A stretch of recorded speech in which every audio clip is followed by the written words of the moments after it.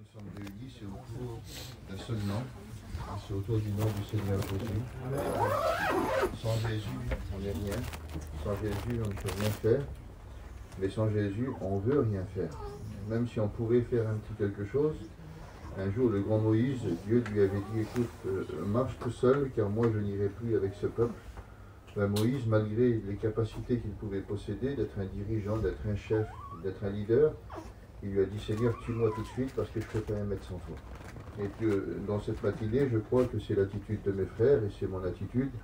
Je ne voudrais pas faire un mètre sans lui. Je voudrais qu'il soit avec moi. Amen. Je voudrais qu'il soit pour moi. Je voudrais qu'il m'approuve. Car il n'y a pas plus beau, et c'est ce qu'on recherche dans notre vie de tous les jours, je ne sais pas pour vous, mais l'approbation de Dieu. D'être approuvé par Dieu. De savoir que, comme le frère parlait, le temps qu'il a passé là, vous savez, ce n'est pas l'endroit qui compte. C'est d'être approuvé par Dieu. On voit dans la Bible des hommes qui ont suivi le Seigneur, et puis suivre le Seigneur, ça devait être beau. Suivre le ministère de Jésus, ça devait être beau. Mais on voit des hommes dans la parole de Dieu, parfois ils ont descendu dans des fournaises, ils ont descendu dans des faux soliants. L'endroit n'est pas terrible, il n'est pas beau, mais on voit qu'ils ont ressorti un bénéfice. Pourquoi? Parce qu'ils étaient approuvés par Dieu. Et quand on est approuvé par Dieu, quel que soit l'endroit, quel que soit le lieu, quel que soit le moment, quelle que soit la circonstance, si on est approuvé par Dieu, Dieu saura toujours en tirer un bénéfice positif pour notre vie. Et ça, je le crois. Je le crois. On voit un moment l'apôtre Paul, le grand apôtre Paul, il est sur un bateau, le bateau coule, il arrive à arriver jusqu'une île, et arrivé sur l'île, il se fait piquer par un serpent. On pourrait croire que c'est l'homme le moins chanceux du monde, mais à ce moment-là, il y a une volonté de Dieu pour cette île. La Bible nous dit qu'en premier, il croit que c'est un démon, que Dieu l'a maudit parce qu'il résiste au naufrage, et aujourd'hui, Dieu ne veut pas qu'il vive. Mais il est autour du feu, il chante des cantiques, et les gens, le voyant ne pas mourir, disent, c'est pas un démon, c'est un Dieu. Il l'amène dans une maison, dans la maison il y a un malade, il impose les mains, le malade est guéri, et il y a un réveil qui commence sur lui. Parfois, Dieu se sert des circonstances, mais le principal, c'est pas la circonstance, c'est d'être approuvé. C'est d'être dans les mains de Dieu. Alors on va prier pour que Dieu dirige ces instants. Je crois de tout mon cœur qu'on est un peuple habile. Je ne crois pas qu'on peut sortir d'une réunion et dire qu'on n'a rien compris si on est venu pour chercher quelque chose. Je crois qu'on est un peuple habile.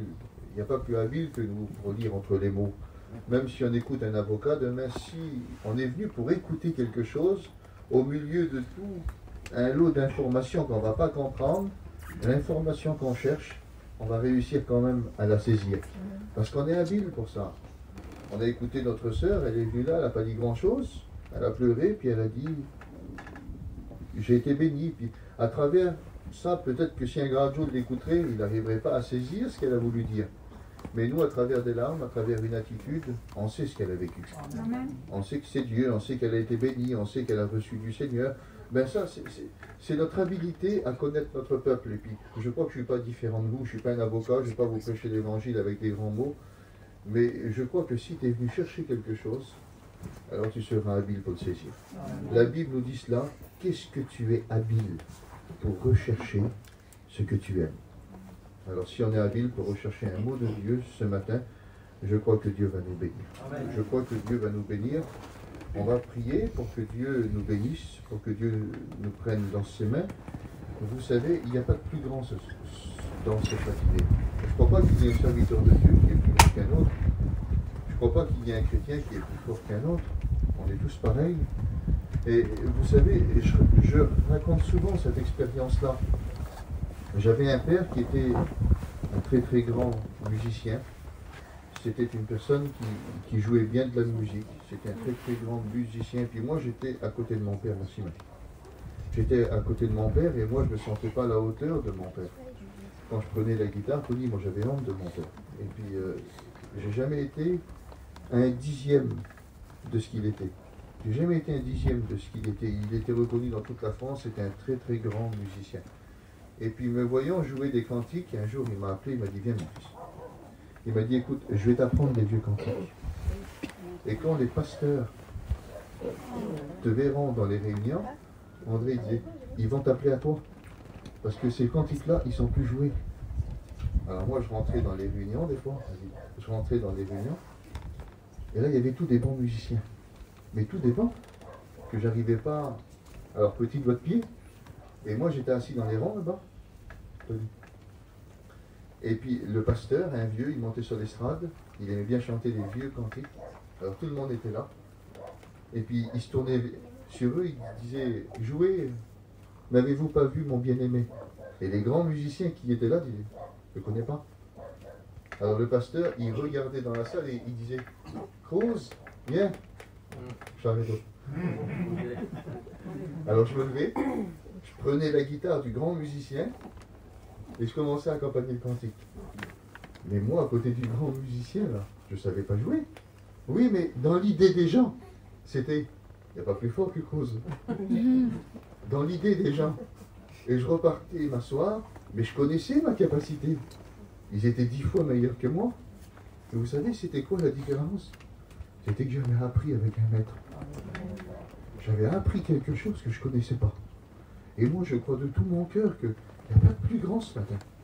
Mais si on se met à la timbre du maître, si on désire apprendre, si on désire se mettre devant Jésus et dire, Seigneur, je ne connais pas moi, ben même devant les plus grands. C'est la Bible qui le dit. Il relève le pauvre et l'indigent qui était assis dans le fumier et il les fait asseoir avec les grands. Je l'ai expérimenté, ça. J'étais assis avec des grands et j'étais pas grand.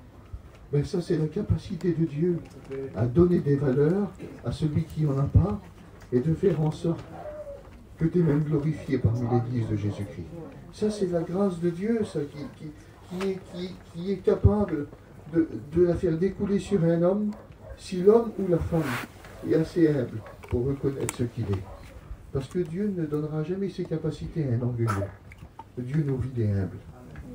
Alors on est assez humble pour dire Seigneur, je ne fais rien, mais bénis-moi ce matin.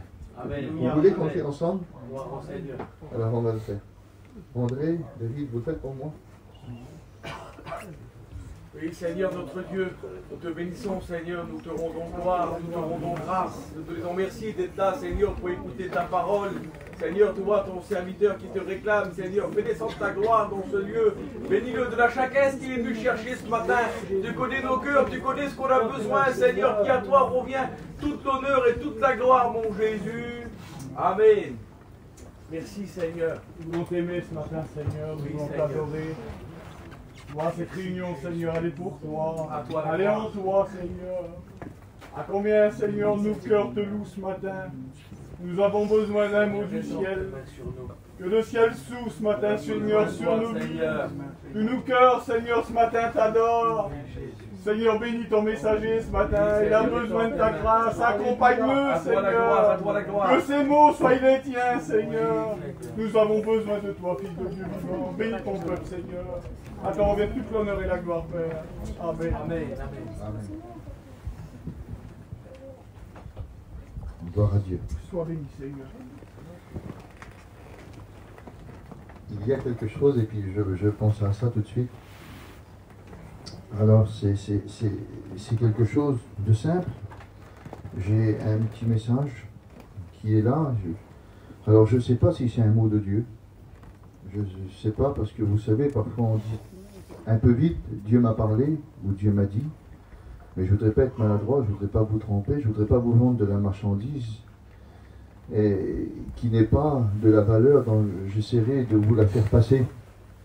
Je ne sais pas si c'est un message de Dieu, parce que je ne sais pas si Dieu me l'a réellement dit de vous l'annoncer. Mais je sais une chose, c'est que ça sort de la Bible. Ça vient de la parole de Dieu.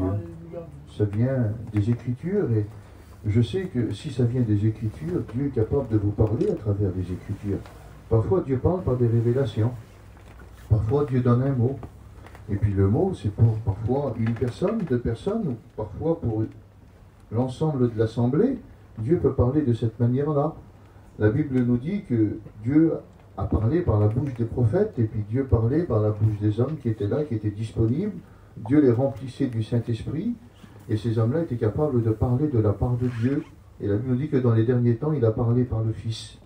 Et la Bible nous dit aussi qu'à travers ce temps-là, Dieu a offert aux hommes une parole écrite. Et à travers cette parole-là, la Bible nous dit qu'on peut trouver des instructions, des édifications. Il y a des choses qui vont nous aider à marcher. La parole de Dieu est faite pour nous aider à marcher, pas pour remplir notre intelligence, pas pour nous dire qu'on connaît mieux qu'un autre, non. C'est fait pour nous édifier, pour nous faire grandir. La Bible nous dit que quand Luc va écrire, il va dire « Cette lettre t'a été donnée, pourquoi ? Afin que tu reconnaisses avec certitude les enseignements que tu as reçus. » C'est pour avoir une reconnaissance dans notre vie. C'est pas pour faire plus. Alors moi, j'ai un message sur mon cœur. C'est une édification. C'est pour nous faire grandir. Mais c'est aussi un avertissement. C'est pour nous avertir à chacun, qu'on soit chrétien, qu'on soit diacre, qu'on soit candidat, qu'on soit étudiant, qu'on soit prédicateur. Ça a été un avertissement pour moi. Et je voudrais, dans cette matinée, que vous ne voyez pas autre chose qu'un avertissement aussi pour vous. C'est un avertissement, la parole de Dieu. C'est le grand apôtre Pierre qui disait « Je me suis présenté au milieu de vous, et j'ai essayé d'éveiller votre saine intelligence par de saints avertissements. » Et la Bible, c'est des saints avertissements. La Bible nous dit que « Obéis à ces Écritures qui te rendront sages à salut ». C'est-à-dire que la Bible est faite pour nous rendre sages. On ne se réunit pas pour être pire. On se réunit pourquoi ? Pour être meilleur. Et on croit que le meilleur se trouve dans la parole.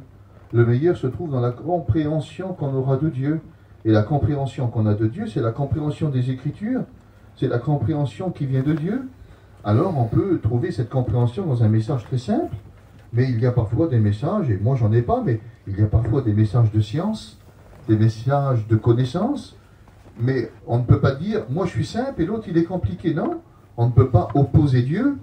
On ne peut pas opposer la simplicité avec la science de Dieu. On ne peut pas opposer la simplicité, l'humilité avec la connaissance de Dieu. Tout est à prendre en Dieu. Tout est à prendre. Il y a parfois de la connaissance dont on va avoir besoin. Il y a de la science en Dieu parfois qu'on va avoir besoin. Il y a de l'infinie sagesse dans les messages de Dieu qu'on va avoir besoin. Et parfois il y a un petit mot simple qui va débloquer, qui va ouvrir une porte et qui va nous permettre d'entrer. Quelle que soit la chose que Dieu va nous donner, quelle que soit la hauteur de la compréhension, le principal c'est que le Saint-Esprit accompagne le mot, qu'il le met dans ton cœur et que tu le mettes en pratique. Ça sert à ça la parole de Dieu. Et j'ai un petit message qui est là. Le mot c'est ça, voilà, c'est sur la paresse. C'est sur le paresseux. Je me suis aperçu que la gangrène de l'Église, la gangrène d'une vie en Christ, peut être la paresse. Peut être la paresse dans la vie d'un chrétien, dans la vie d'un diacre, dans la vie d'un étudiant, dans la vie d'un serviteur de Dieu. On peut, à un moment de notre vie, avoir livré de la paresse. On peut la posséder, mais il y a deux sortes de paresse. Vous savez, il y a le paresseux dans la Bible qui a tout enterré et qui est lui-même perdu et qui sera appelé et qui sera même appelé par Dieu méchant, paresseux. Mais c'est pas de cette paresse-là que j'aimerais vous parler. C'est de la paresse qui peut nous amener trop loin de la volonté de Dieu. Parce que la volonté de Dieu va nécessiter en nous un cœur entier et qui se donne complètement. Tout le contraire de la paresse. Et j'aimerais vous donner, non pas des clés, parce que vous savez, je ne pense pas à un évangile de technique. Je ne crois pas dans la technique. Je ne crois pas qu'à travers des techniques, on peut mieux pratiquer la vie de Dieu. Je ne le pense pas du tout. Je pense que celui qui pratique mieux la vie de Dieu, c'est celui qui réalise l'œuvre du Saint-Esprit dans son cœur. Car il n'y a pas plus grand maître pour nous apprendre, pour nous montrer, pour nous édifier que le Saint-Esprit dans notre vie. Un jour, c'est Jonito qui expliquait ça, qu'un jour il était avec Mans, et que Mans n'avait pas une grande science des Écritures, et qu'un jour, Juanito a voulu le tremper sur une doctrine. Et puis Mans a dit, ah non, arrête, là tu te trempes, là, c'est pas comme ça, Juanito.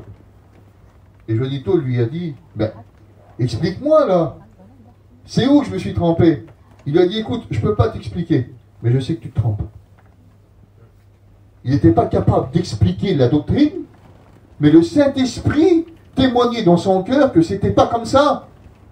Vous comprenez? Même si on n'a pas la science, parfois, on a l'Esprit de Dieu. Et Dieu ne nous trompe pas.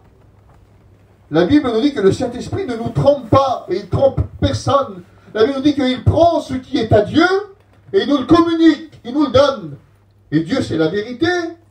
Je crois de tout mon cœur que la technique n'existe pas. C'est pas parce que je vais t'apporter un message de technique en te disant les 10 clés pour réussir ta vie.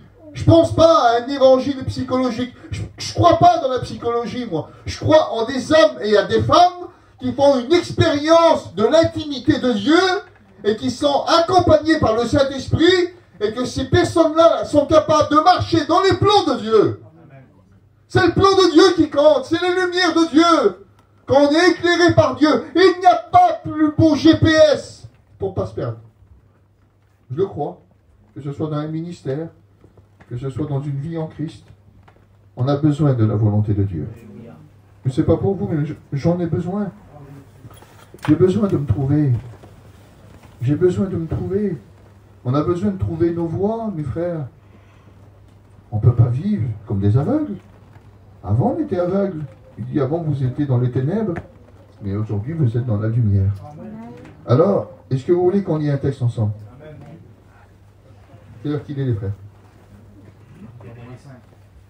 Donc, le premier qui baille, je vois qu'il faut s'arrêter. Alors, Proverbe 6:6. Va vers la fourmi paresseux et considère ses voies et deviens sage. On ne parle pas d'un prédicateur. Il n'y a pas de ministère là. C'est une fourmi. Est-ce que demain, une fourmi serait capable de vous enseigner? Aujourd'hui, on recherche sur YouTube les plus grands de tous les enseignants. Aujourd'hui, on peut recevoir des messages, le message qu'on veut. C'est nous qui décidons aujourd'hui la manière dont Dieu va nous parler. On choisit le prédicateur. Et après avoir choisi le prédicateur, on choisit le thème sur lequel on veut qu'il prêche. Et ensuite, on écoute le message. On dit, quel message que j'ai écouté ce matin? Mais là, Dieu dit, non, non, écoute, tu ne vas pas aller vers un enseignant. Tu ne vas pas aller vers un ministère. Tu ne vas pas aller vers un grand messager.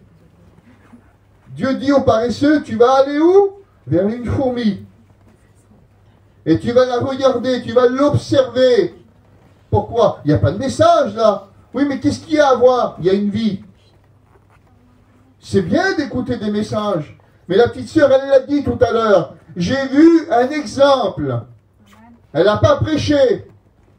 Mais je l'ai vu vivre. Et c'est ce que Dieu est en train de dire à travers ce petit insecte-là. Regarde-la. Elle est toute petite. C'est une fourmi. Mais si tu l'observes, si tu la regardes, tu deviendras sage. Comment? Tu deviendras sage. Paresseux, regarde-la, tu deviendras sage. Versets 7 et 8. Elle n'a ni chef ni maître. Elle prépare en été sa nourriture et elle amasse pendant la moisson de quoi manger. Paresseux, considère. C'est un mot terrible. Considère. Qu'est-ce que ça veut dire ça? Considérer. Ben, considérer, c'est ça dans le mot hébreu. C'est regarde.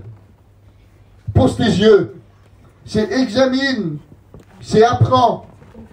Prête attention. Ouvre ta connaissance. Parce que la première des choses que Dieu réclame d'un paresseux, c'est des yeux ouverts. Parce que le paresseux a les yeux fermés. Il ne voit rien. Dieu pourrait essayer de lui montrer un projet ou un plan, ses yeux sont fermés. Il ne veut pas regarder plus loin, parce qu'il sait que le plus loin l'appelle à tout laisser. Pourquoi regarder vers Dieu? Il ne veut pas y aller. Alors les yeux sont fermés, mais Dieu lui dit à travers la fourmi, regarde.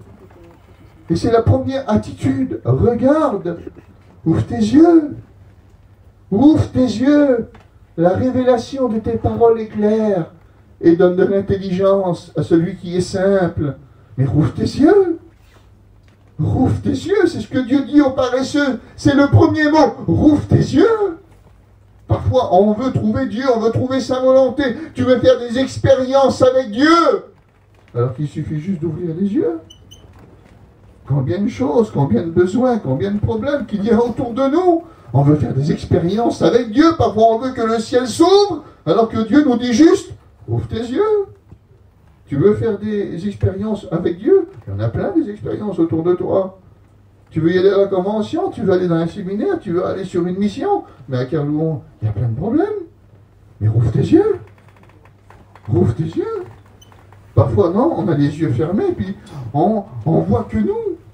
Alors que Dieu dit, rouvre tes yeux et tu verras autre chose. Alors ça va un petit peu plus loin. Parce que le paresseux, c'est ça, c'est une personne qui est en manque de vision. Et il ne s'examine pas. Mais par contre, ses yeux s'ouvrent quand il examine les autres. Il sait examiner les autres, mais lui, il ne sait pas s'examiner. Alors, il a une vision qui n'est pas terrible. Il devrait mettre des lunettes. Et il y a quelque chose aussi dans le paresseux, c'est qu'il ne veut rien apprendre. Il n'apprend pas. Il n'apprend pas parce que vous savez que la paresse nous conduit à l'orgueil. Parce que puisque nous, on ne le fait pas, on ne croit pas que les autres peuvent le faire. On ne le fait pas, donc pourquoi les autres, ils le feraient? Alors souvent, le paresseux, c'est celui qui ne fait rien, mais c'est celui qui parle sur les autres qui fait. Parce que lui, il n'apprend pas. Et quelle facilité de ne pas apprendre. Moi, je vois des personnes, parfois, vous savez, sur les missions, moi, je ne savais rien faire, moi. Mais j'ai appris à m'occuper un petit peu du courant. Et j'ai remarqué que celui qui ne voulait rien faire, c'est celui qui me disait toujours, Cruz, je voudrais faire ce que tu fais là, mais je ne sais pas. Alors je lui disais, moi, tu vois le fil bleu là? Oui, il faut le mettre avec le fil bleu. Et tu vois le fil marron, il faut le mettre avec le fil marron. Et tu vois le vert, il faut le mettre avec le vert. C'était pas compliqué, hein? C'est tellement paresseux pour le faire. Et puis parfois il y en a qui passaient devant une poubelle, ils allaient appeler les serviteurs de Dieu ou les diacres, ils disaient, vous avez vu, il y a plein de sacs dehors de la poubelle là-bas. Oui? Pourquoi tu ne l'as pas ramassé? Pourquoi tu ne l'as pas mis à l'intérieur? Je ne sais pas le faire. Et j'ai vu des personnes comme ça, ne pas savoir faire. Moi je ne savais rien faire du tout. Je ne savais rien faire du tout, mais il a fallu apprendre, les frères. Il a fallu apprendre. Est-ce que, je pose la question, mes frères serviteurs de Dieu, est-ce que vous savez prêcher avant? Vous avez appris? Et le Saint-Esprit vous a communiqué la pensée de Dieu? Il vous a donné une vocation? Et aujourd'hui, le Seigneur vous envoie? Mais on ne savait pas avant. Je crois de tout mon cœur que David ne savait pas comment être un roi. C'était un petit berger. Mais ça s'apprend. Le principal, c'est d'être appelé. Le principal, c'est que Dieu nous a saisis et nous a communiqué sa pensée. Après le reste, ça s'apprend. Tout s'apprend. Vous savez, je vais un petit peu dans les pays étrangers. Je ne suis pas missionnaire, mais je vais un peu dans les pays. Et puis un jour, je suis arrivé là-bas, et je ne connaissais pas un mot. Les gens, ils venaient, ils me parlaient, André.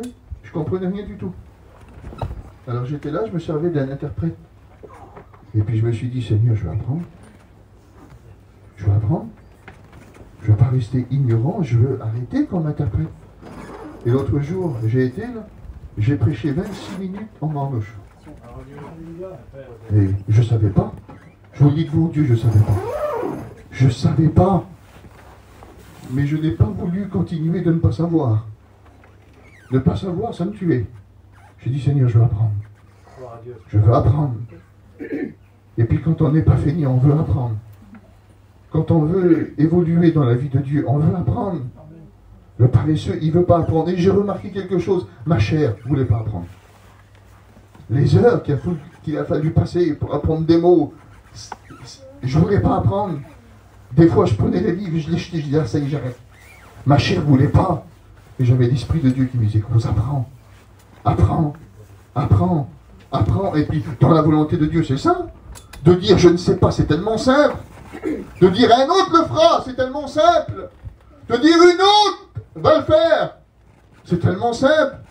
Mais de se lever puis de dire, Seigneur, je ne sais pas, mais je vais le faire quand même, je vais apprendre. Je vais tomber, je vais me tuer, je vais me casser le nez.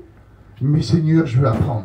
Seigneur, il y a des hommes comme ça qui refusent de ne pas être en activité pour Dieu, qui se lèvent et qui veulent briser le joug de la paresse et qui disent, Seigneur, je refuse, je veux apprendre. Parce que je veux faire. Je veux faire, Seigneur. Je ne veux pas être dans l'inactivité. Je veux apprendre. Aujourd'hui, je ne sais pas. Mais demain, je saurai le faire. C'est ça, un homme qui n'est pas paresseux. C'est ça, une femme. C'est pas quelqu'un qui sait tout faire. C'est quelqu'un qui veut. Est-ce que vous comprenez ça? Il veut. Et on a vu parfois des personnes un peu maladroits. T'en connais, Tony? Un peu maladroits. Mais tu les laisses faire. Tu dis, Seigneur, que c'est bon. Il se tue. Je ne veux pas qu'il se tue. Mais je préfère. C'est tellement beau. C'est encore plus beau qu'un autre qui saurait le faire. Parce qu'il se tue pour le faire. Il veut apprendre. Il veut apprendre. Et que c'est beau, Seigneur. Prête attention. L'oreille du paresseux est sourde. Il n'y a pas plus sourd qu'un paresseux. Vous avez bon à l'appeler partout. Il ne sera jamais disponible. Il aura toujours quelque chose à faire. Il aura toujours une excuse pour ne pas faire. Mais quelqu'un qui est animé du désir de faire pour Dieu, quelle que soit la chose que vous allez lui demander, même s'il ne sait pas le faire, c'est comme quelqu'un qui a besoin d'argent. Appelez-le pour couper un arbre, il coupe l'arbre. Appelez-le pour peindre un mur, il peint le mur. Appelez-le pour mettre un peu de ciment sur une cheminée, il va mettre du ciment. Appelez-le pour traiter un toit, il va traiter le toit. Même s'il ne sait pas le faire, qu'est-ce qui fait qu'il veut le faire? Il y a un besoin. Ben, le chrétien est animé du besoin de servir Dieu. On est animé de ce besoin-là. Quelle que soit la chose qu'on va nous demander, on veut le faire. Parce que c'est notre Dieu qui nous presse. Mais l'oreille du paresseux est sourde. Alors, la fourmi, il dit, elle n'a pas de chef. Elle n'a pas de chef. Alors, moi j'ai mis ça, la fourmi, pour aller, n'a pas besoin d'être commandée pour faire. C'est la nécessité qui la pousse à faire. Elle n'a pas besoin d'un chef. Elle n'a pas besoin d'un commandant. Elle n'a pas besoin d'un dictateur qui vient et qui lui dit quoi faire. Et écoutez, elle n'a ni chef ni inspecteur. Elle n'a pas besoin de l'inspecteur des travaux finis pour qu'on lui dise c'est bien. Il y a des personnes qui ne savent pas travailler si on ne leur dit pas que c'est bien. Il faut qu'on leur dise que c'est bien. Si on ne leur dit pas que c'est bien, ben alors c'est pas bien. Parce qu'il faut qu'on les voit. Il faut qu'on les considère. Et s'ils ne sont pas considérés, alors mes pauvres, vous avez des soucis à vous faire. Je crois de tout mon cœur qu'il n'y en a pas ici. Et moi j'en ai dans mon église. Si vous ne leur dites pas que c'est bien, vous les tuez. Il faut qu'on les regarde. Il faut qu'on les voit. Il leur faut les inspecteurs des travaux finis. Et quand vous leur dites c'est bien, c'est du miel. Vous les avez nourris. Ils ne se nourrissent pas de l'activité qu'ils font pour Dieu. Ils se nourrissent de ce que vous leur dites. Leur nourriture, c'est pas Dieu. Leur nourriture, c'est les compliments. Ils veulent les compliments. Alors que la Bible dit cela, si une de tes mains fait quelque chose que l'autre ne le sait pas. Aujourd'hui, on ne sait plus faire quelque chose pour Dieu si on n'a pas un téléphone dans la main qui le filme. C'est terrible ça, hein? On donne quelque chose, on le filme. Ça va, t'es content? Puis l'autre il pleure au secours. Ben oui, je suis content. Pourquoi tu le filmes? Tu l'as fait pour Dieu. Tu le dois à Dieu. Dieu a permis que tu le fais. Reste dans le silence. Et ta récompense, c'est Dieu. Mais aujourd'hui, on dirait qu'on ne sait plus faire ça. Le monde nous a communiqué la pensée de voir, d'être regardé, d'être vu. Puis aujourd'hui, avec tous les réseaux sociaux, vous mangez un plat de riz, demain, toute la France sait que vous avez mangé un plat de riz. Vous avez été à la Réunion, tout le monde le sait que vous avez été à la Réunion. Il y a des personnes maintenant, vous vous rendez compte, avant il y avait un respect pour Dieu. Il y a des personnes maintenant qui filment même les prophéties dans les réunions. Quel manque de respect. On n'écoute plus, on filme Dieu. Je comprends qu'on peut filmer un cantique. Parfois, le début d'une réunion. Mais une réunion, c'est pas fait pour être filmé, on n'est pas là comme journaliste. On est des chrétiens. On est des chrétiens, mais non, mais on veut voir. Et on veut être vu. Alors on filme. L'autre jour, un garçon m'a fait montrer une prophétie, puis il croyait que je serais content. J'ai dit, tu te rends compte? Une prophétie. Alors qu'on devrait baisser la tête, l'écouter avec tremblement. C'est Dieu qui parle. C'est Dieu qui est en train de parler. Mais il y a ce manque de respect à cause. On veut être vu. On veut être vu. Puis c'est le paresseux, il veut être vu. C'est l'inspecteur des travaux finis, mais celui qui travaille pour Dieu, il fait. Mais s'il n'est pas vu, c'est pas grave. Un jour, j'étais jeune, et puis j'avais fait quelque chose, et j'en avais marre de le faire. Parce qu'il y avait que moi qui le faisais. Et puis je me suis rebellé, Tony. J'ai dit, ah, je ne le fais plus. Je ne le fais plus parce qu'il n'y a que moi qui le fais. Et puis lui, là, il ne le fait jamais, puis elle ne le fait jamais aussi. Alors je ne le fais plus. Puis Dieu m'a parlé. Il m'a dit, mais Cruz, mais pour qui tu le fais? Pour eux ou pour moi? J'ai dit, Seigneur, c'est pour toi. C'est pour toi. Il m'a dit, alors pourquoi tu te sens roulé? Je dis, Seigneur, je ne me sens pas roulé. Si tu te sens roulé, parce que tu es en train de dire que tu ne veux plus le faire. Alors pour qui tu l'as fait? Pour eux ou pour moi? Je dis, Seigneur, c'est pour toi. Alors il dit, écoute, quand tu feras quelque chose pour moi, ne te sens pas roulé. C'est à moi de te payer. C'est moi ta récompense. Ne te sens pas roulé.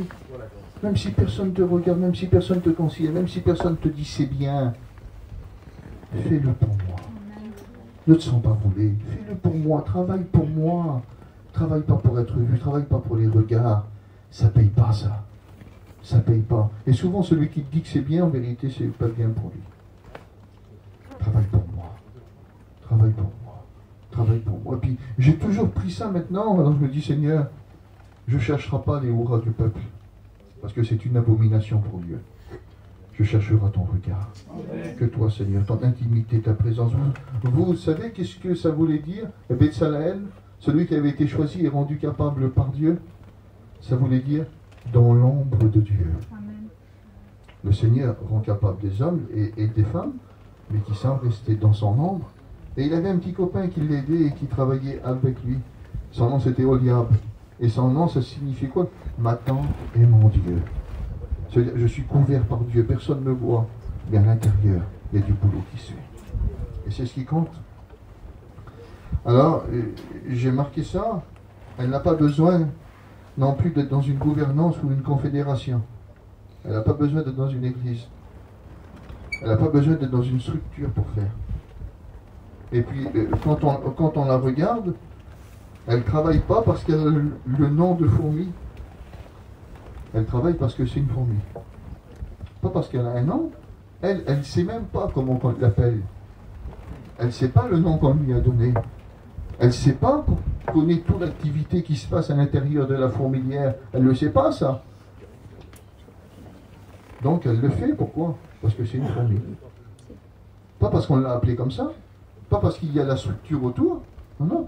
Elle le fait parce que c'est une fourmi. Et nous, on ne travaille pas parce qu'il y a la structure. On ne travaille pas parce qu'on a des chapiteaux. On ne travaille pas parce qu'il y a des séminaires. On ne travaille pas parce qu'il y a la convention. On ne travaille pas parce qu'on est vie et lumière. On travaille parce qu'on est des chrétiens. Amen. On travaille parce qu'on est des serviteurs de Dieu. On le fait pour Dieu. On ne le fait pas pour la structure. Est-ce que vous comprenez ça? On le fait parce que c'est notre vie. C'est notre vie. Je vous le dis devant Dieu, je suis animé, non pas par l'amour de la structure, mais par l'amour de mon ministère. Et c'est l'amour de mon ministère qui me pousse à travailler et à faire en sorte que la structure devienne quelque chose d'intéressant. Mais si on travaille pour la structure, et qu'on n'est pas amoureux de nos ministères et de nos vies en Dieu et de les volontés que Dieu voudrait faire naître dans notre vie, alors on se perd. On travaille du mauvais côté. On a branché le plus sur le moins sur le plus. Il faut être animé de ce que Dieu nous a donné, et ensuite la structure sera intéressante. Mais la structure n'est pas le principal. On le voit ce matin quand même.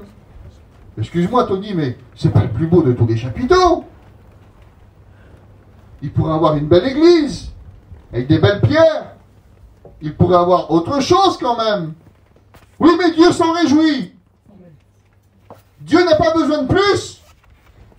Car le principal, c'est leur cœur. C'est ce que Dieu a mis à l'intérieur. C'est que Dieu les anime d'un feu.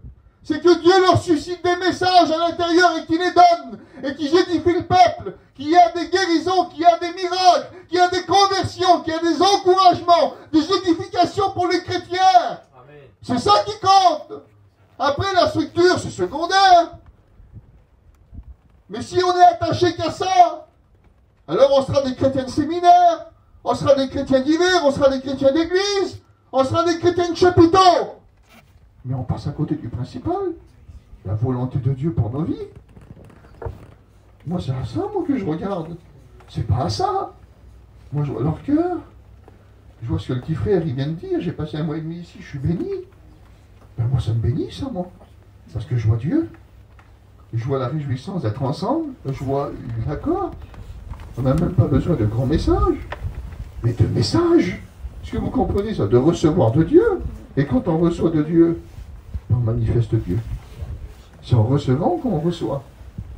C'est en recevant de Dieu qu'on reçoit réellement ce qui vient de Dieu. Alors ça continue un petit peu. Est-ce que vous voulez qu'on va un petit peu plus loin? Proverbe 10 au verset 26, on va partir de la fourmi. Ce que le vinaigre est aux dents et la fumée aux yeux, tel est le paresseux pour celui qui l'envoie.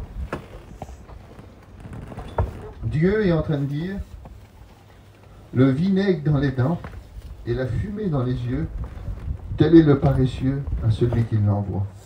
Je vous explique le texte pour mieux le comprendre. C'est comme si que Dieu envoyait quelqu'un, il envoie cause, comme ça vous ne serez pas gênés, et il m'envoie à moi, je pars, mais je fais l'œuvre de Dieu d'une manière paresseuse. Pourtant, le Seigneur m'a donné une direction, il m'a donné un message, et puis je suis paresseux, André, je suis un grand paresseux. Et je suis envoyé par Dieu pourtant. J'ai eu une direction, mais je suis paresseux. Ben pour Dieu, là, c'est comme si que je lui donne du vinaigre à boire. Vous avez déjà bu du vinaigre? C'est pas terrible, on se trompe de bouteille, on crache. Pour Dieu, c'est ça. Et pour Dieu, est-ce que vous avez déjà été à côté d'une grillade et vous êtes la personne la plus malchanceuse du monde parce que la fumée vous suit? Vous vous êtes changé, vous êtes tout propre, vous ne voulez pas sentir la fumée, et la fumée elle te suit. Alors, tu fais le tour du feu, mais la fumée elle te suit. Et tu as de la fumée d'un seul coup qui vient dans tes yeux. C'est pas agréable. Ben pour Dieu, c'est ça, un paresseux. C'est de la fumée dans ses yeux. C'est du vinaigre dans sa bouche. C'est pas agréable quand même. Et écoutez ce que la Bible dit. Dans Jérémie 31, verset 3. Je t'aime d'un amour éternel, c'est pourquoi je te conserve ma bonté, et je te rétablirai encore et tu seras rétabli. Et comme dans le mot hébreu, vous trouvez le mot aimer, c'est le mot ahab, qui veut dire aimer comme si tu mangeais quelque chose de bon. C'est aimer comme si tu buvais quelque chose de bon. C'est aimer comme son sommeil, comme un bon sommeil. Vous avez déjà bien dormi et quand vous vous êtes réveillé, vous êtes rempli de force et vous dites, qu'est-ce que j'ai bien dormi? Ben, quand Dieu dit, je t'aime, ben, l'amour qu'il a pour toi, c'est un amour qui le nourrit.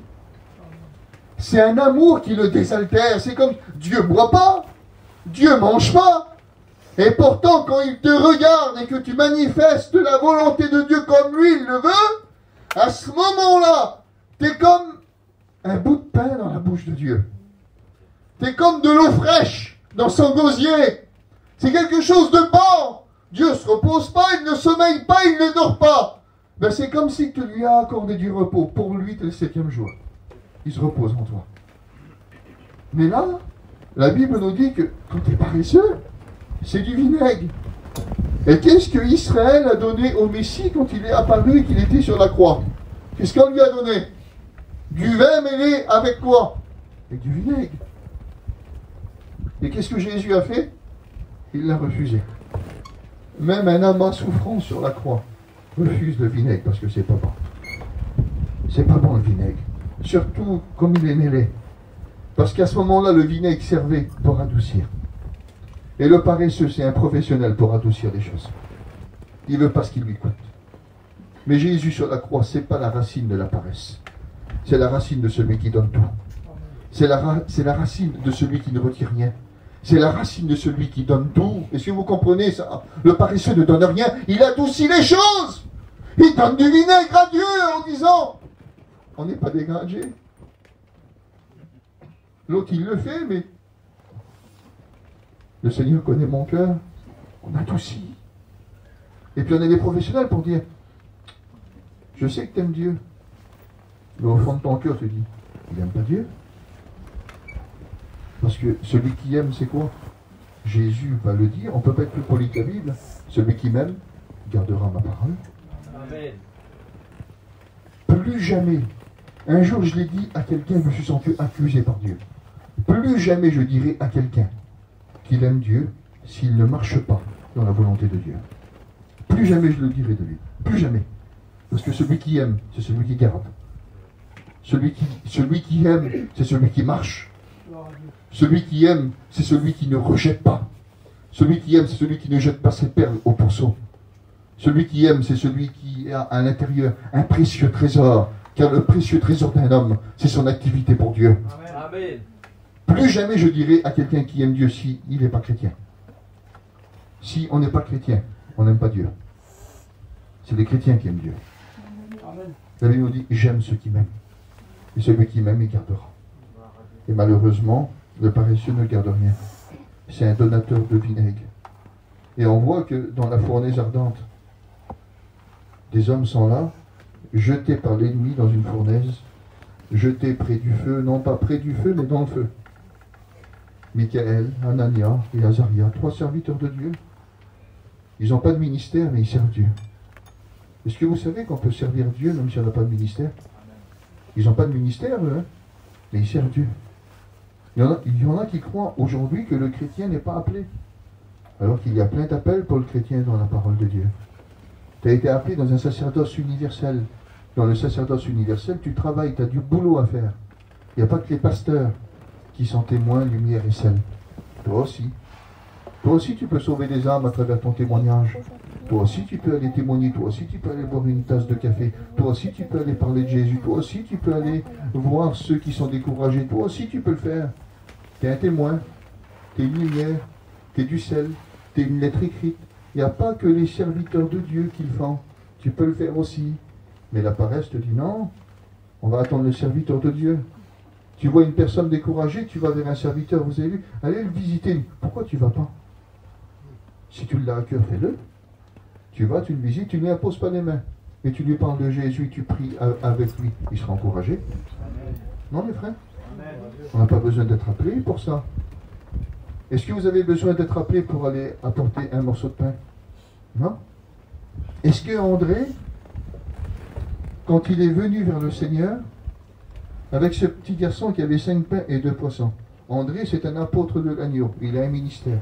C'est le premier disciple choisi, disciple de Jean-Baptiste. Il a certainement vu Jésus être baptisé. C'est le premier, c'est le plus grand. Et pourtant, quand on voit dans les Écritures, c'est le plus petit. Mais on voit une chose, c'est que lui n'avait pas besoin de son ministère pour servir. Il avait une main bénie. La Bible nous dit que celui qui agit d'une main lâche s'appauvrit, le paresseux. Mais la main des diligents, un enrichi. Et à ce moment-là, il y a les 12. Hein. Il y a Pierre, il y a Jacques, il y a Jean. C'est les 3 plus célèbres. Quand vous demandez à quelqu'un à qui tu voudrais ressembler, à Pierre, pourquoi? Ben Pierre, c'était le premier. Il a marché sur l'eau, la montagne de la transfiguration. Et puis d'autres, un peu plus profonds, vont vous dire, je voudrais ressembler à Jean. Pourquoi? Il a mis sa tête sur la poitrine du Seigneur. Et puis, c'est le disciple de l'amour. Jamais vous écouterez un autre vous dire autre chose que Pierre ou Jean. Mais qui veut ressembler à André? Pourtant, vous voyez dans les Écritures, il a une valeur que les autres n'ont pas. Il a une main bénie. Il a une main bénie. Et j'ai aimé cette attitude dans le cœur d'André, c'est qu'il n'avait pas besoin de son ministère pour manifester la main que Dieu lui avait donnée. On voit qu'il va faire quelque chose. Écoutez, il ne prêche pas. Mais quand il rencontre Jésus, vous savez qu'est-ce qu'il va faire? Il va prendre Pierre par la main, et la Bible nous dit qu'il va le conduire vers Jésus. Les frères, je vous pose la question, est-ce qu'on a besoin d'un ministère pour prendre quelqu'un par la main et le conduire vers Jésus? Est-ce qu'on a besoin d'un ministère pour ça? On n'en a pas besoin. Donc il est apôtre, mais il n'a pas besoin de son ministère pour conduire. Et ensuite, on le voit, il y a 12 disciples qui sont là. Il y a 5000 hommes, sans compter les femmes et les enfants, plein de monde. Et puis, il y a des disciples qui disent, Seigneur, renvoie la foule. Ils sont trop. Ils sont là depuis plusieurs jours, renvoie-les. Et Jésus va leur dire, donnez-leur vous-même à manger. Et là, Pierre, Jacques et Jean, il y a des plus grands. Il n'y en a pas un qui dit un mot. Tout le monde regarde au problème. Tout le monde regarde à la fatalité, mais personne ne cherche une solution. Mais André, regarde pas à ce moment-là à son ministère. Il va se tourner, il va voir ce petit gars-là, 5 pains et 2 poissons. Et certainement qu'il a réfléchi, Seigneur, c'est trop peu. Mais un jour, j'ai amené mon frère, c'est un petit pêcheur du lac, et le Seigneur en a fait un apôtre qui guérit des malades et qui ressuscite des morts. Alors qu'est-ce qu'il est capable de faire avec 5 pains et 2 poissons? Je vais l'amener quand même. Il le prend par la main. Jésus, il y a ici un petit garçon avec 5 pains et 2 poissons. Mais qu'est-ce que cela? Il lui dit, c'est pas grand-chose. Mais mon frère, c'était rien aussi. Et t'en avais quelque chose. Qu'est-ce que tu es capable de faire avec lui? Jésus dit, amène-moi. T'as compris. T'as compris ce que les autres n'ont pas compris. De ne pas regarder au problème, mais de regarder aux besoins. Ne pas chercher de problème. Il y en a trop qui cherchent des poux dans la tête quand il ne faut plus haut. Quand il faut chercher la solution. Quand il faut rechercher quelque chose. Jésus est en train de leur dire, arrêtez de constater. Mais cherchez. Le paresseux, il constate. Il n'aura jamais de solution. Il aura toujours un problème là. Ceux qui ont été pour voir le pays, il est beau le pays. Mais si vous voyez les ennemis qu'il y a, c'est impossible. Tony, arrête, faites pas des réunions ici. Pars en mission. Pourquoi tu pars pas en mission? Va dans les beaux pays. Ça va faire du bien pour tes petits, pour ton foyer. C'est même vrai des fois. Mais non, quand le Seigneur a allumé ici, quand il a allumé un feu, rien ne pourra éteindre le feu d'un homme qui veut travailler pour Dieu. Quand c'est allumé ici, c'est bon. Et puis André dit, bon ben voilà, je vais t'emmener bien. Mais écoute, je t'emmène vers Jésus. Emmène-moi, il l'emmène. Jésus prend les 5 pains et les 2 poissons et il prie. C'est beau comme Jésus prie. Hein. Et on voit une chose, c'est que André compte plus, le petit garçon compte plus, les 5 pains et les 2 poissons, ça compte plus. Maintenant, c'est Jésus qui prie. Il a pris le relais de celui qui ne voulait pas être paresseux, mais qui voulait rechercher des solutions pour ses frères. Et quand Jésus leur dit, bon, écoutez, maintenant, donnez-leur à manger. Mais il va faire quelque chose. 5000, c'est trop. Mon frère, est-ce que tu serais capable demain de prendre une église de 5000 membres? Si Dieu te le dit, tu serais capable de le faire. Mais regarde la beauté, comment Jésus va agir. Il va dire, mettez-les par rangée de 50. Peut-être que 5000, c'est trop pour toi. Il dit, mais 50, tu peux. 50, je vais les mettre par rangée de 50 et par 2, vous allez les nourrir. Vous allez recevoir du pain. Et à ce moment-là, ils reprennent courage. Les Pierre, les Jacques et les Jean qui n'avaient pas de pain, qui disaient, renvoie-les, parce que quand on n'a pas de pain, c'est renvoie-les, fais-les partir. On est gêné comme on n'a pas de pain. Mes frères, un ministère sans pain, c'est pas plus triste. Un chrétien sans pain, c'est pas plus triste. Un diacre sans pain, c'est pas plus triste. Mais comme on a du pain, ben on va et on le donne. Amen. On n'est pas gêné. On donne ce qui vient de... Tu ne peux pas donner ce que tu n'as pas reçu. Est-ce que tu comprends ça? Mais un paresseux ne reçoit rien. Parce qu'il dit, renvoie-les. Mais celui qui compte sur Jésus, mais il reçoit du pain. Et il nous faut du pain, il nous faut du pain. Et la Bible nous dit cela, que dans la fournaise, ils étaient dedans, ils étaient à l'intérieur, mais c'est des personnes qui sont alimentées par Dieu. Ils ont du pain. Et quand on a du pain, ben on sait quoi faire et on sait quoi dire. Alors quand on les jette dans le feu, ils marchent au milieu du feu, et les hommes regardent et disent, on en a acheté 3, mais j'en vois un 4e, et son visage est comme un fils de Dieu. Il y a Jésus qui est avec eux. Jésus n'est jamais loin de celui qui est fidèle, qui désire aller même jusqu'au feu. Et à ce moment-là, ils sont dans le feu. Puis quand ils sortent, écoutez le petit mot, ils sortent du feu. Et quand ils sortent du feu, il y a quelque chose d'extraordinaire. Les vêtements n'ont pas été atteints. Les vêtements n'ont pas été touchés. Les liens qu'on leur a mis ont brûlé, mais les mains ne sont pas brûlées. Et la Bible va même plus loin, écoutez le petit mot. Leurs vêtements n'avaient pas l'odeur du feu. Pas de fumée dans les yeux de Dieu. Pas de vinaigre dans sa bouche. Mais à ce moment-là, dans la fournaise, Michaël, Anania et Azaria étaient comme du pain dans la bouche de Dieu. C'était comme de l'eau dans son gosier. C'était comme un repos pour Dieu. Ces hommes-là étaient approuvés par Dieu. Tu sais que tu peux être approuvé par Dieu à Carlouron? Tu peux être un bout de pain dans la bouche de Dieu. Tu peux être de l'eau dans son gosier. Tu ne te plais pas, mais tu es dans la volonté de Dieu. Tu peux manifester Dieu. Même si tu te crois dans une fournaise, quand tu en ressortiras, tu ne sortiras pas le feu. Parce que tu es approuvé par Dieu. Tu es approuvé par Dieu. Est-ce que vous m'accordez encore 5 minutes? Amen. Proverbe 19 au verset 24. Le paresseux plonge sa main dans le plat, mais il ne la ramène pas jusqu'à sa bouche. Il plonge sa main dans le plat, il prend le pain, mais il ne la ramène pas jusqu'à sa bouche. Combien de fois qu'on est rentré dans des super réunions, on a écouté des bons messages. Quand je dis des bons messages, c'est un mot de Dieu. C'est un mot de Dieu qu'on a saisi. Quelque chose qui aurait pu nous faire changer. Quelque chose qui aurait pu nous engager. Vous savez, comme Dieu dit à Abraham, Abraham, quitte ton pays, quitte ta patrie, quitte la maison de ton père et va dans un pays que je te montrerai. C'est un message. C'est du pain dans sa main. Mais vous savez que du pain dans la main, ça peut rester que du pain dans la main et on peut mourir de faim. Parce que le principal, c'est pas de l'avoir dans la main, c'est de le ramener, de le manger et de s'en nourrir. La Bible nous dit cela. Je connais les projets que j'ai formés sur toi, projets de paix et non de malheur, afin de t'offrir un avenir et de l'espérance. Bon, mais le projet de Dieu peut rester qu'un projet. Vous avez jamais eu des projets qui sont restés que des projets? J'ai projet de faire ça, de bâtir une maison. Tu viens 2 ans après, il a bâti un petit chalet. Comment ça se fait? J'ai pas eu assez de sous. J'ai fait un petit chalet, elle est tranquille, avec ce petite cuisine là. C'était un projet. Et nous, dans notre tête, ça s'était réalisé. Tu viens, puis le projet a changé. Des fois, moi, je disais, l'autre jour, je disais, peut-être que cet été, je vais partir en Autriche. Et puis là, je me retrouve en train de faire le dimanche à Carlouron. J'avais un projet, mais Dieu avait autre chose. Le projet peut être qu'un projet.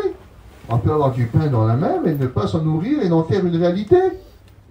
Ben Dieu dit que le paresseux, c'est ça parfois. Il prend du pain, mais il ne s'en nourrit pas. Quel dommage. Abraham, quitte ton pays, quitte ta patrie, quitte la maison de ton père, va dans un pays que je te montrerai. Quel projet! Quel bout de pain mis dans sa main, Tony. Quel bout de pain que Dieu est en train de lui donner. Mais il est dans sa main, là. Rien n'a commencé. Et Dieu va encore plus loin. Abraham, je te bénirai. Tu seras une source de bénédiction pour tous les peuples. Il n'a pas d'enfant. Hein. Des rois sortiront de toi. C'est un beau projet. Quel bout de pain dans sa main. Mais écoutez, tout commence. Vous savez à quel moment? Juste là. C'est tout petit. Il ne parle pas. Il ne prêche pas. Mais écoutez ce qu'il va faire. Et le bout de pain là commence à rentrer dans sa bouche. Et Abraham partit. Il le mange.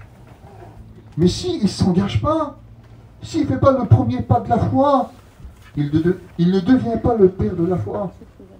Il n'est pas inscrit dans la Bible. Il ne devient pas... Le paradis porte son nom, le Saint Abraham. La Bible nous dit que notre racine à nous, notre racine, c'est Abraham.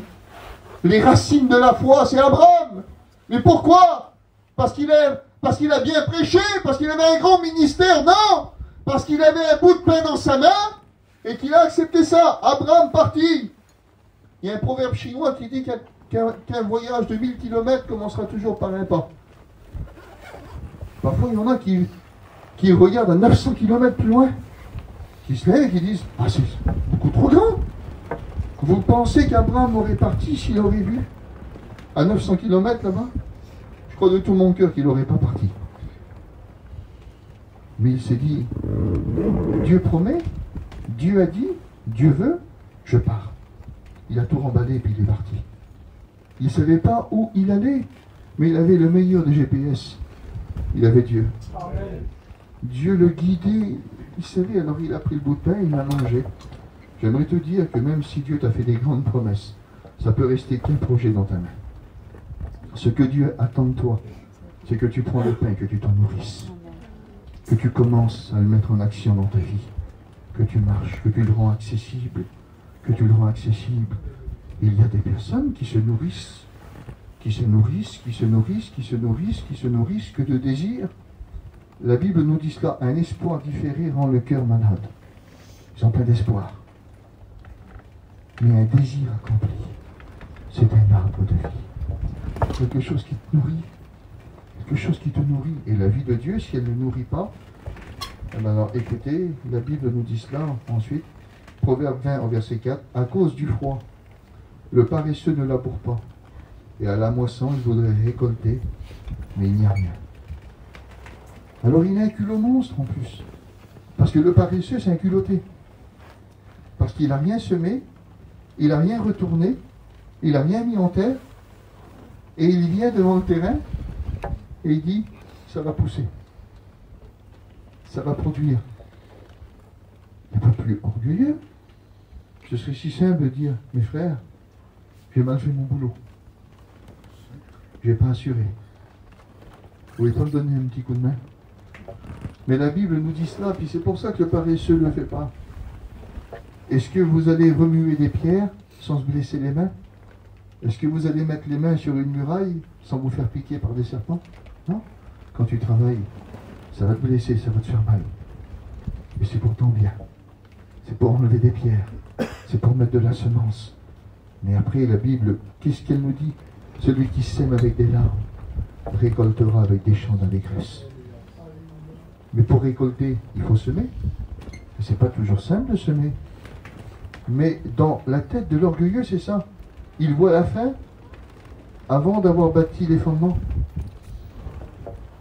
Il se voit près du feu avant d'avoir posé la dalle. Non, il y a des choses à faire. Mais le paresseux, c'est un orgueilleux et c'est quelqu'un qui ne veut pas mendier l'aide des autres. Alors qu'on a besoin de l'aide de nos frères. Parfois, j'ai eu besoin de mes frères. Un jour, j'étais chez moi. J'étais jeune dans le ministère. Et puis je me voyais bien. Je me voyais bien, André, je me voyais bien. Je commençais à prêcher, je commençais à faire quelques églises et je me voyais bien. Et puis il y a un ministère qui est rentré chez moi. Je vais dire son nom parce qu'il n'est pas là. C'était mon beau-père, c'était Johnny et tout. Il est monté vers moi. Il m'a regardé. Et il m'a dit, Cruz, ça va? J'étais content. J'ai dit, oui, mon beau-père, ça va. Ça va, t'es content? Oui, je suis content, ça va. Pourquoi tu me dis ça? T'es content. Tu trouves pas que t'es devenu un petit peu paresseux? T'es content de ce que tu prêches? Tu crois pas que tu t'es reposé un petit peu sur tes acquis? Tu prêches toujours les mêmes choses? Tu te reposes sur tes messages d'avant? Tu trouves pas que t'es un petit peu changé? Tu trouves pas que tu lis plus ta Bible? Tu trouves pas que tu es moins consacré? Tu es paresseux et tu te trouves bien? Il m'a tué. Et il s'est levé et il a dit, bon écoute, si tu es bien comme ça, c'est bien. Tu es bien. Et puis il est parti. Mais comme il est parti, j'ai dit, Seigneur, et j'ai examiné ma vie. J'ai dit, Seigneur, c'est vrai. Je suis devenu paresseux. J'ai laissé des petites choses rentrer. Je ne pêche pas, je ne fais pas de mal, mais je ne fais pas de bien. Je ne fais pas de mal, mais je ne fais pas de bien. Je ne fais plus. Avant, je travaillais pour Dieu. Avant, je donnais à Dieu mon temps. Je donnais mon sang, je donnais ma vie. Maintenant, je donne moins. Et ne pas faire de mal, parfois. On dit, je ne fais pas de mal. Oui, mais où est le bien? Tu ne fais pas bien. Qu'est-ce que Dieu a dit? Il a pas dit, si tu fais pas le mal, tu relèveras ta tête. Il a dit, si tu agis bien, si tu fais le bien, tu relèveras ta tête. Ça m'a donné comme un électrochoc. J'ai prié, j'ai demandé pardon à Dieu. Je n'ai pas demandé pardon à Jolito, hein. J'ai demandé pardon à Dieu, parce que c'est un envoyé de Dieu. Et il y a des mots parfois, même s'ils nous font mal, c'est des envoyés de Dieu. C'est fait pour nous faire du bien. Un frère n'est pas là pour nous tuer. Il est là pour nous faire du bien. Un frère, il n'est pas là pour nous détruire. Il est là pour déraciner. Et pour déraciner, parfois, ça fait mal. Il est là pour déraciner, pour détruire et pour abattre. Oui, mais pourquoi? Pour bâtir et pour planter. Parce que c'est ça la parole de Dieu. Elle ne détruit pas, elle ne déracine pas. Si elle ne bâtit pas et si elle ne plante pas. Ça sert à ça la parole de Dieu ce matin. C'est pour bâtir et pour planter. Alors je vais plonger la main dans le plat. Et je vais la ramener jusqu'à ma bouche. Mais à cause du froid, je ne veux pas laisser mon terrain en friche. Je veux enlever mes pierres. Je veux poser la semence que Dieu m'a donnée. Et je veux récolter. Je veux récolter. Vous savez, ça fait plus de 20 ans que je suis chrétien. Ça fait 20 ans que je sème, et que je ne vois pas ma famille se convertir. Mais j'ai dit à Dieu, Seigneur, je ne regarde pas à eux. Je regarde à ce que tu as mis dans mes mains. Et moi, je sème. Je sème. Je ne sais pas ce qui va pousser, mais je sème. Je sème. Je sème, Seigneur. Et celui qui fera pousser, c'est pas moi, hein, parce que tu as choisi des hommes pour planter. Tu en as choisi d'autres pour arroser. Mais celui qui fera croître, c'est toi. Mais moi, Seigneur, je sème. S'il faut planter, je plante. S'il faut arroser, j'arrose. Je ferai. Mais Seigneur, je compte sur toi pour que tu fasses croître. Je ne veux pas avoir les yeux sur autre chose que toi. Je regarde à la semence que j'ai dans mes mains. On finit ensemble? Les désirs du paresseux le tuent, parce que ses mains refusent de travailler. Tous les jours, il éprouve des désirs, mais le juste donne sans parcimonie. Il éprouve des désirs. C'est bon, des désirs, non? Est-ce que c'est bon, des désirs en Dieu? On l'a dit tout à l'heure, les désirs sont un arbre de vie. Ça peut être bon, un désir. Oui, mais dans le cœur d'un paresseux, ça le tue. Parce qu'il a des désirs qu'il ne veut pas faire. Il a des désirs qu'il ne veut pas accomplir. Plus de prières, mais paresseux. Plus de lecture, mais paresseux. Plus d'intimité, mais paresseux. Plus de travail pour Dieu, mais paresseux. Ça le tue. Et de ne pas pouvoir faire, ça le tue. Parce qu'il voit les autres qui ne font pas plus, mais qui ne font pas moins. Et ça le tue de voir la réussite des autres. Parce que le juste donne sans parcimonie. Je ne suis pas un grand français, j'ai été rechercher ce que ce mot voulait dire. C'est « il donne sans retenir ». Vous avez vu, nous, on a quelque chose parfois, je ne sais pas si vous le faites, mais on a pris l'habitude de cela, nous, dans notre manière de donner à Dieu. Si on met un billet de 50 € dans l'offrande, on va reprendre 30 €. Si on met un billet de 20 €, on va reprendre 10 €. Si on met un billet de 10 €, parfois on va même reprendre 5 €. On a l'habitude de reprendre. Mais la Bible dit que le juste donne sans retenir. Il donne en largesse. Il donne tout. Il donne parce que ça appartient à Dieu. Il donne sans retenue, sans retenir. Et il donne même sans apaiser, sans vérifier, sans modération. Il donne sans modération. Et il donne tout. Il donne tout. Dieu peut mesurer la modération de sa vie. Il donne tout. Hier, j'ai eu un contrôle routier. Et pour la première fois de ma vie, j'ai passé à l'éthylotest. Et le cuistot, il est venu à moi, il dit, monsieur, est-ce que vous avez consommé de l'alcool? J'ai dit non. Il a dit, ben, on verra ça. C'était samedi soir, on était à 3, on était parti voir une place. Certainement qu'il croyait que j'avais bu, parce que quand il m'a arrêté, au lieu d'ouvrir le carreau, j'ai ouvert la porte, parce que le carreau, il était cassé. Il dit, oh, monsieur, ça va? Oui, monsieur, ça va. Il dit, est-ce que vous avez bu? Non, monsieur. On verra ça. Soufflez. J'étais content de souffler, je n'avais jamais soufflé de ma vie. J'ai soufflé, j'ai manqué de casser l'appareil. Là, j'ai dit, ah oui, c'est vrai, monsieur. bonne soirée. Il a mesuré mon taux de modération. Et si Dieu, dans cette matinée, s'il viendrait vers moi et qu'il me dirait, Cruz, est-ce que tu es paresseux? Je dirais, non, Seigneur. On va mesurer. Soufflez, monsieur. Ah, si je souffle, oh, un petit gramme quand même, monsieur. Si Dieu, Dieu est capable de le faire. Dieu peut nous mesurer. Mais il est tellement amour. Même s'il y a des arbres qui ne portent pas de fruits, et même s'il y a des voix qui se disent, on va le couper, on va le jeter au feu, la voix du Seigneur Jésus, qu'elle est belle. Laisse-le encore cette année. Je vais creuser autour. Je vais mettre du fumier. Je vais en prendre soin. Et tu verras, il portera du fruit. S'il n'en porte pas, tu le couperas. En un mot, il enverra de sa responsabilité. Après, je prends cette parabole pour illustrer, là on sait bien qu'on parle d'une prédiction, mais c'est une illustration, c'est que le Seigneur nous repoussera toujours dans nos retranchements pour nous dire, écoute, fais mieux, parce que tu peux faire mieux, tu peux vivre mieux, tu peux aller plus loin, il y a autre chose à vivre. Alors tu peux écouter le message, et je vais juste finir par ça.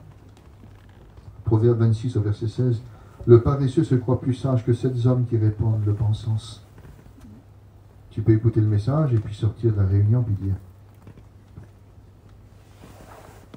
il prêche comme ça, mais certainement que sa vie ne doit pas être bien reluisante aussi. Puis tu sais, j'ai eu des problèmes, j'ai eu des misères. Et puis, je ne suis pas si paresseux que ça. On se trouve des raisons. Le paresseux se croit plus sage que 7 hommes. Alors il y a un autre chrétien qui vient puis qui dit, t'as vu la parole ce matin? Oui. Voilà, si ça fait du bien à certains. Le paresseux se croit plus sage que 7 hommes. Puis il y en a d'autres qui vont dire, Seigneur, je m'examine. J'en ai besoin. J'ai besoin d'apprendre. J'ai besoin de mieux servir. J'ai besoin de mieux connaître. J'ai besoin de prendre le pain que j'ai dans ma main ce matin, de le ramener jusqu'à ma bouche et de m'en nourrir. Seigneur, je ne veux pas être paresseux. Je veux servir mon maître. Je veux servir Dieu, je veux arrêter de regarder aux problèmes, je veux avoir des solutions. Je veux rechercher du pain. Ce matin, je veux que la parole soit du pain. Je veux que ça me nourrisse. Ça me nourrit, mais j'ai besoin de plus. J'ai besoin d'avoir une attitude de foi. J'ai besoin de me lever de ce jeûner, là, comme Élie, à un moment, il s'arrête, il ne veut plus marcher, il ne veut plus servir. Il s'arrête et puis il dit, Seigneur, je vais mourir là. Puis Dieu le frappe au côté. Lève-toi, mange et bois. La route, elle est trop longue pour toi. Tu dois manger. Tu dois te nourrir. Et je te le dis devant Dieu, tu dois te nourrir ce matin. Il y a des choses parfois qui nous plongent dans une forme de paresse. Mais il y a la voix de Dieu qui voudrait nous dire, oh, réveille-toi, tu dois manger. Tu dois te nourrir, tu dois marcher, tu dois travailler. Parce que c'est pas fini. Il y a encore du boulot. Tu dois encore travailler pour Dieu. T'es chrétien, t'es chrétienne, travaille pour Dieu. T'es diacre, travaille pour Dieu. T'es candidat, t'es étudiant, travaille pour Dieu. T'es pasteur, travaille pour Dieu. Travaille pour Dieu. Le trésor d'un homme, c'est son activité. Observe la fourmi paresseuse. Elle n'a ni chef ni inspecteur. Mais elle amasse pendant l'été et elle a de quoi se nourrir. On prie le Seigneur ensemble. Amen.